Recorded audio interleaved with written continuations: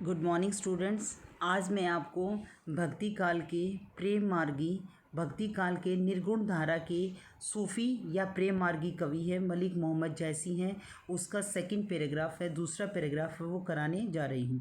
अब इसमें विरहणी नागमती है जो उसके पति उसे छोड़कर पद्मावती के पास चले गई हैं। तो रानी नागमती की विरह व्यथा का वर्णन करते हुए कवि ने कहा है, ये पद्मावत की खंड काव्य प्रबंध काव्य का एक खंड है और जो कि 12 माशा से लिया गया है। अब 12 माशा में इसमें पहले स्टैंजा में बरसात के महीने का वर्णन किया गया था कि बारिश के महीने में रानी नागमती की विरह व्यथा थी, वो उसका चित्रण है वो किया गया था। अब सेकंड स्टैंजा में दूसरे पैराग्राफ में पूस की रात होती है जिसमें शरीर है थर थर करके कांपता है। ऐसे पूस की रात की ठंड की रात का है वो वर्णन इसमें किया गया है। पूस की रात में विरहणी नागमती की विरह व्यथा का वर्णन है कवि ने किया है।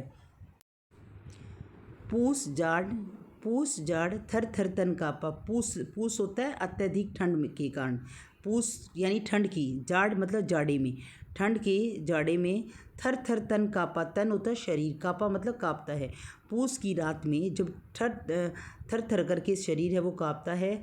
सूरज होता है सूरज, जड़ाई मतलब ठंड के कारण। लंक दिशी तापा, ऐसा लग रहा है मानो लंका की दिशा की तरफ है तापा चला गया है। ऐसा लग रहा है सूरज भी लंका की दिशा की तरफ चला गया है। विरह भाड़ी भा दारुण सियूं, विरहणियों की विरह व्यथा है।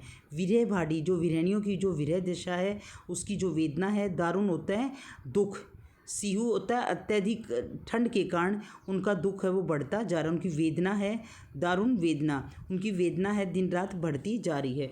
विरहणियों का जो दुख है, विरहणियों की विरह वेदना है वो ठंड में और अधिक बढ़ती जा रही है। कपी कपी मरो, कपी कपी काप कर सभी मरे जा रहे हैं। लेही हरि जीहूँ, हरि होता प्राणी, जीहूँ होता सभी जीव और सभी प्राणी हैं ठंड के कारण वो मरे जा रहे हैं, काप कर मरे जा रहे हैं। कंत कहाँ हो लागो हीरे, हे स्वामी। कंत अपने पति को संबोधित करते हुए रानी नागमती क्या कह रही है, हे स्वामी तुम कहाँ हो, लागो हीरे, हीरे हृदय से, लागो मतलब लगा लो, मुझे अपने हृदय से लगा लो। पथ अपार, पथ होता है रास्ता, अपार मतलब बहुत दूर है, लंबा है। मुझ नाही नियरे, मुझे सूझ नहीं रहा है, सूझ नाही नियरे, सूझ मतलब मुझे कुछ दिखाई नहीं दे रहा है, कुछ सूझ नहीं रहा है। नाही नहीं नियरे मतलब निकट, मुझे निकट कुछ दूर सूझ नहीं रहा है। सोर सुपेती, सोर होता है मेरी ओढ़नी, मेरी चुन्नी है जो शॉल मैंने ओढ़ रखा है। सुपेती होता है बहुत पतली है, हल्की है, आवे जुड़ी, वो ठंड को रोक नहीं पा रही है। जानू सेज हिमचल बूढ़ी, ऐसे लग रहा है, जानू मतलब ऐसे लग रहा है जैसे मेरी सेज के ऊपर, मेरे बिस्तरों के ऊपर हिमालय की ठंड है वो उतर आई है, अर्थात हिमालय पर्वतों जैसी बर्फ़ है वो मेरे बिस्तरों में ऐसा लग रहा है ठंड है वो उतर कर आ गई है। चकवी निसी बिछड़े दिन मिला, चकवी नामक पक्षी भी वो रात को बिछड़कर दिन में मिल जाते हैं। हो निसी वासर विरह कोकिला, और जो कोयल नामक पक्षी है, कोकिला नामक पक्षी है, वो वियोग के कारण, वासर होता है दिन में, निसी होता है रात में, रात और दिन में वियोग के कारण वो बिछड़े रहते हैं। रेनी अकेली साथ नहीं सकी, रेनी होता है रात को, पूरी रात वो अकेली रहते हैं, साथ नहीं सकी, कोई भी सखी है सहेली उसके साथ नहीं है। हो निसी वासर विरह कोई सखी, कैसे जीवों बिछोई पंछी, कहते हैं कैसे जिंदा रहते हैं जीवों, जिंदा रहते हैं, बिछोई पंछी बिछड़कर, पक्षी है एक दूसरे से बिछड़कर कैसे जिंदा रह सकती हैं।